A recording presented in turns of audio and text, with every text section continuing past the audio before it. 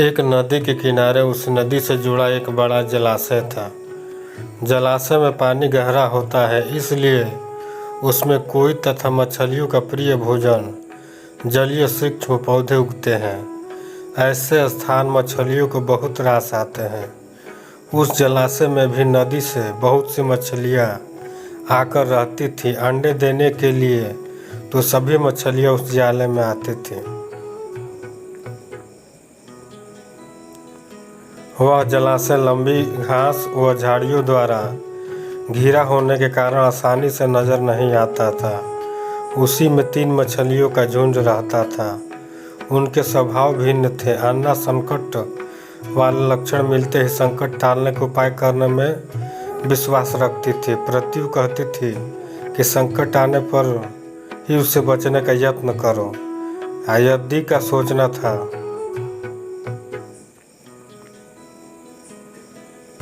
कि संकट को टालने या उससे बचने की बात बेकार है। करने कराने से कुछ नहीं होता है। जो किस्मत में लिखा है वह होकर रहेगा। एक दिन शाम को मछुआरे नदी में मछलियाँ पकड़कर घर जा रहे थे। बहुत कम मछलियाँ उनके जालों में फंसी थी, अतः उनके चेहरे उदास थे। तभी उन्हें झाड़ियों के ऊपर मछलीखोर पंछियों का झुंड जाता दिखाई दिया। सबकी चोंच मछलियाँ से दबी थी। वे चौंके। एक ने अनुमान लगाया, दोस्तों लगता है झाड़ियों के पीछे नदी से जुड़ा जलाशय है जहाँ इतनी सारी मछलियाँ पल रही हैं। मछुआरे पुलकित होकर झाड़ियों में से होकर जलाशय के तट पर आ निकले और ललचाई नज़र से मछलियों को देखने लगे।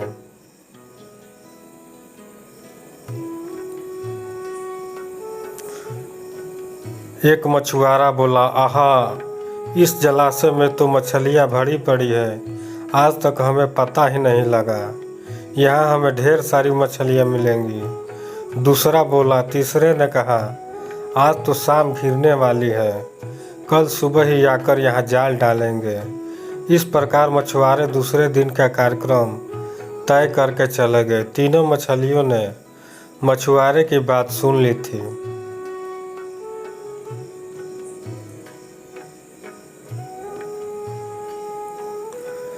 अन्ना मछली ने कहा, साथियों, तुमने मछुआरे की बात सुन ली। अब हमारा यहाँ रहना खतरे से खाली नहीं है। खतरे की सूचना हमें मिल गई है। समय रहते अपनी जान बचाने का उपाय करना चाहिए। मैं तो अभी इस जलाशय को छोड़कर नहर के रास्ते नदी में जा रही हूँ। उसके बाद मछुआरे सुबह आए, जाल फेंके मेरी बला से। तब तक मैं बहुत दूर अटखेलियाँ कर रही होंगी। प्रत्यु मछली बोली कि तुम्हें जाना है तो जाओ, मैं नहीं आ रही। अभी खतरा आया कहाँ है जो इतना घबराने की ज़रूरत है। हो सकता है संकट आए ना ही। उन मछुआरे को यहाँ आने का कार्यक्रम रद्द हो सकता है।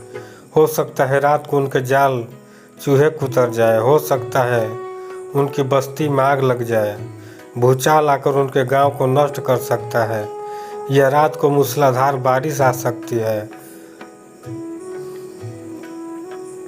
इसलिए उनका आना निश्चित नहीं है। जब वो आएंगे तब की तब सोचेंगे। हो सकता है मैं उसके जाल में ही न फंसूं। यदि ने अपनी भाग्यवादी बात कही और भागने से कुछ नहीं होने का। मछुआरे को आना तो आएंगे, हमें जाल में फंसना है तो हम फंसेंगे। किस्मत में मरना है लिखा है तो हम क्या किया जा सकता है। इस प्रकार अन्ना तो उसी समय वहाँ से चली गई। प्रति और यदि जलाशय में ही रही। भोर हुई तो मछुआरे अपने जाल को लेकर आए और लगे जलाशय में जाल फेंकने और मछलियाँ पकड़ने। प्रत्यु ने संकट को आए देखा तो लगी जान बचाए के उपाय सोचने। उसका दिमाग तेजी से काम करने लगा। आसपास छिपने की कोई खोखली जगह भी नहीं थी। तभी उसे याद आया कि उस जलाशय में काफ़ी दिनों से मरे हुए उदबिलाव की लाश तैरती रही है। वह उसके बचाव के काम आ सकती है। जल्द ही वह लाश मिल गई। लाश सड़ने लगी थी। प्रत्यु लाश के पेट में घुस गई और सड़ती लाश की सड़ांध अपने ऊपर लपेट कर बाहर निकली। कुछ ही देर में मछुआरे के जाल में प्रत्यु फंस गई। मछुआरे ने अपना जाल खींचा और मछलियों को किनारे पर जाल से उलट दिया।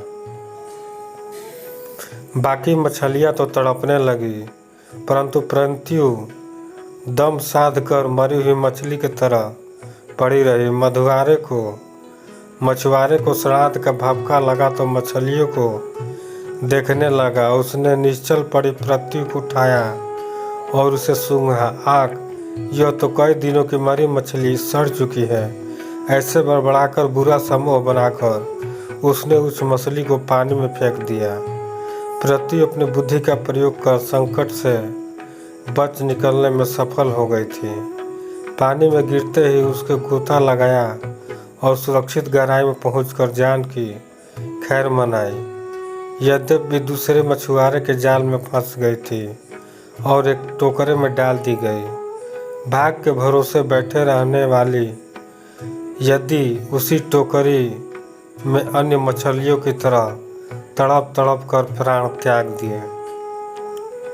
सीख, भाग्य भी उन्हीं का साथ देता है जो कर्म में विश्वास रखते हैं और कर्म को प्रधान मानते हैं।